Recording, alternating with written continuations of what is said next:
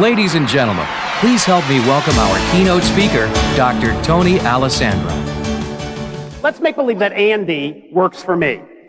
And Andy comes to me and says to me, Tony, I have a problem. Now, most people, when somebody comes to them and says, I have a problem, they initially say, what's the problem? But then they handle it according to the golden rule. In other words, my style as the manager will dictate how I handle your problem. For instance, if Andy comes to me and says, I have a problem, and I'm a director, I won't even listen to the whole answer. I'll say, okay, Andy, here's what you do. Right? If I'm a socializer, I might say, Andy, come on, take the client out to lunch, it'll blow over. If I'm a relator, so Andy, how did it feel? But that's golden rule thinking, ladies and gentlemen. We want platinum rule thinking. So if he has a problem, whose style do I need to use to solve it? His style. So, Andy, let's make believe that you're a thinker. And as a thinker, Andy comes to me and says, Tony, I have a problem. How should I handle him? In one word. Precisely. Absolutely. So Andy comes to me and says, Tony, I have a problem. I say, Andy, tell me in detail what the problem is, and if there are subparts, prioritize them.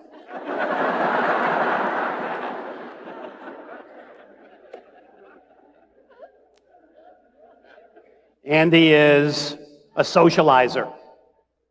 How should I treat him in one word? Dynamically, excitingly.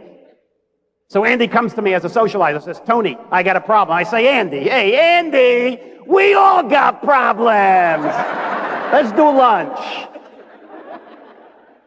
Andy's a director. How do I treat him? Rapidly, to the point. Now, by the way, if Andy were a real director, he'd probably come to me as boss and say, Tony, you got a problem. Andy's a relator. How do I treat him? Friendly. Andy comes to me and says, Tony, I have a problem. I say, Andy, share with me what the problem is. And what I suggest we do is we put our heads together and see if we can come up with a safe, secure way to deal with the problem. And Andy, I want you to know that once we implement the solution, I'm by your side every step of the way, just in case, no, Andy, seriously, just in case you have any other questions or problems, concerns. I just want you to know, Andy, I'm there for you. And Andy, I love you, man. Thank you very much, ladies and gentlemen. Thank you. Dr. Tony Alessandra is a consummate speaking professional who combines his extraordinary style with a savvy business background. A marketing strategist and applied behavioral scientist, Dr. Alessandra is a leading authority on high-leverage skills for market leadership in the new economy. He has authored numerous audio and video products and 13 books, including the business bestsellers The Art of Managing People, Collaborative Selling, as well as The Platinum Rule and Charisma, both in featured ads in Fortune and Money magazines, and as featured selections in the Money Book Club. Tony's books have been translated into several languages, including Chinese, Spanish, and German, and are sold around the world. Tony has a Ph.D. in marketing and is the recipient of the National Speakers Association Speaker Hall of Fame Awards, the CPAE. Fun as well as informative, memorable as well as masterful. That's why meeting planners call Tony the ideal keynote speaker. The volatility today in the marketplace in terms of re-engineering, downsizing, right-sizing, whatever you want to call it, people losing jobs, people getting displaced by technology. One of the major revolutions of this new economy is the technological revolution and what it's doing in terms of displacing people from jobs they once had, from jobs they were trained to do, and shifting them to other jobs. I will tell you this, that your technical skills, what you were trained to do, may change several times during your lifetime, and especially more frequently now as we move forward. The one thing that never changes, the one thing that is always with you, the one thing you can count on, the one thing that means more than anything else is your people skills, your relationship skills, because that will help you keep your job or get another job.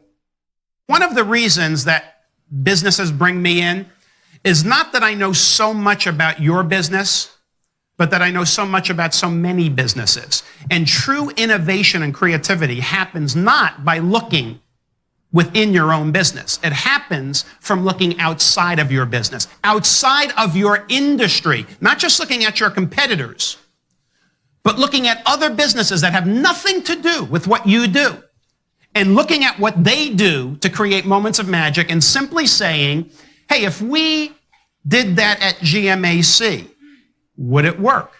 I'm Henry Block. I'm President and Chief Executive Officer of H&R Block, and I was just privileged to hear Tony Alessandra's presentation with a very large group of people on sales strategies relating to personalities, and I thought it was very well received by the entire audience. In fact, he got a standing ovation.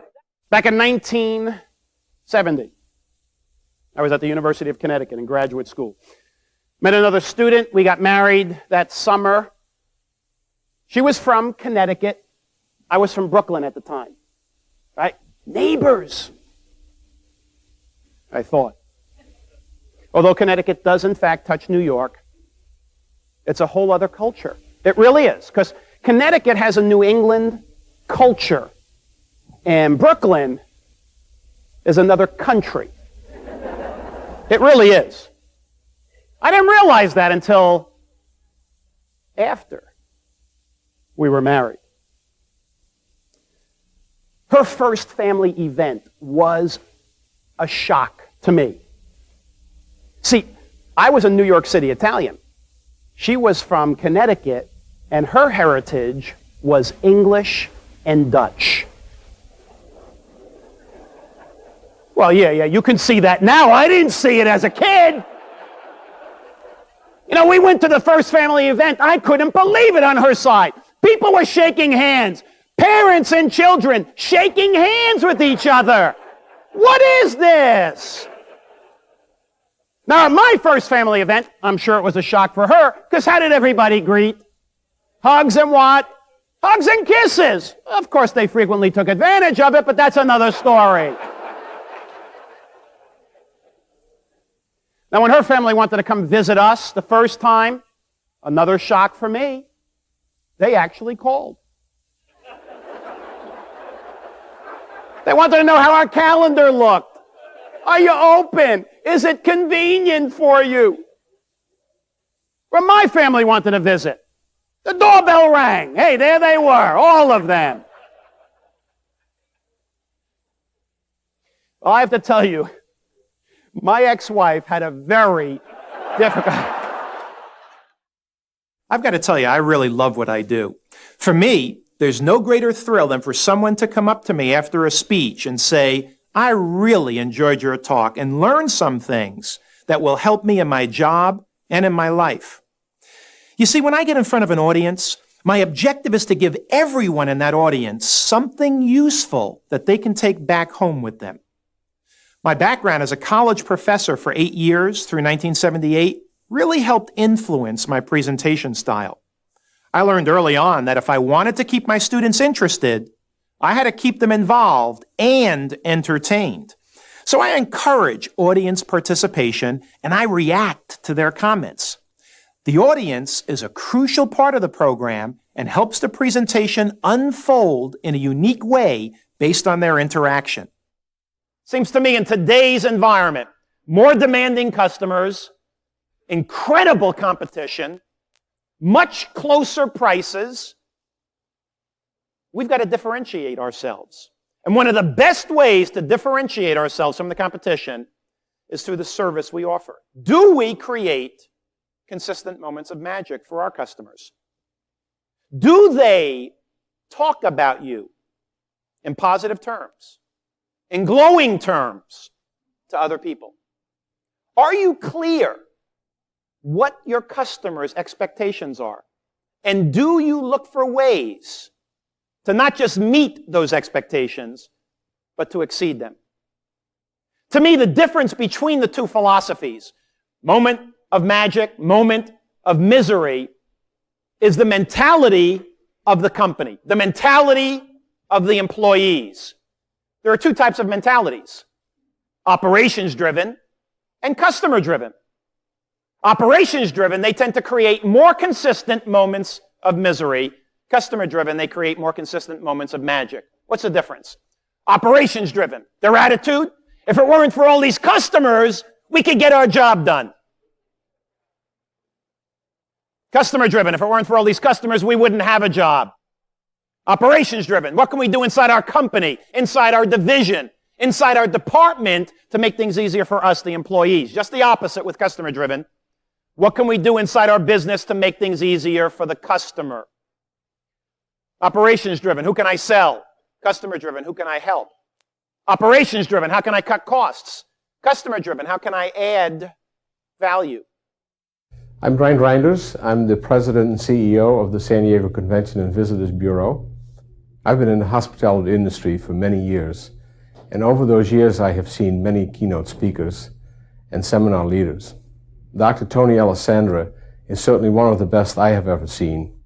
I think one of the biggest mistakes salespeople make today is they go in and they do a show and tell. All they do is say, let me tell you what's new, let me tell you about this, let me tell you, rather than let me listen to you. But good salespeople don't do that. They ask questions. They get inside the customer's head. They try to understand the customer and then adjust and adapt. How many had at least one class solely devoted to listening? Can I see your hands? Do you see the problem? Here is a skill that we use more than any other skill, and we are never taught it. In fact, most of us, the only class that we take is the class our parents give us. Shut up and listen. That's it.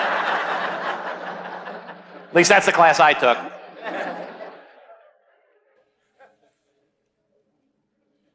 Listening is so crucial. See, when you talk, you only know what you know. But when you listen, you not only know what you know what they know. And that is powerful. I thought Tony was one of the most marvelous speakers I've ever heard. He had a marvelous sense of humor.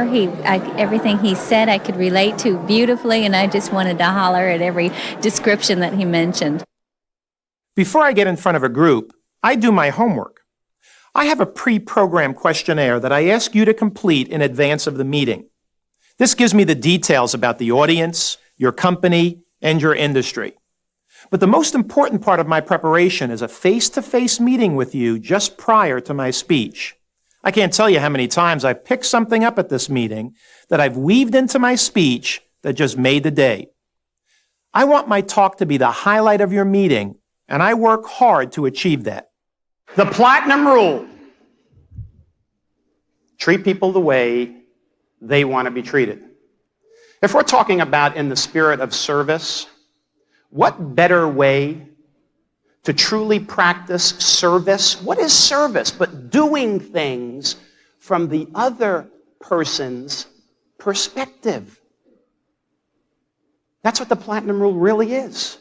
It's in the spirit of service to other people who are different from us, who see things differently, do things differently, make decisions differently.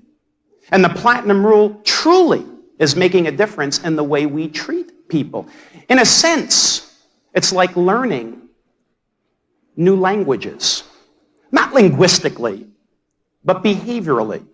Being able to speak the language of another person, whether it is socializer, relator, thinker, director. Thank you very much, ladies and gentlemen. Thank you.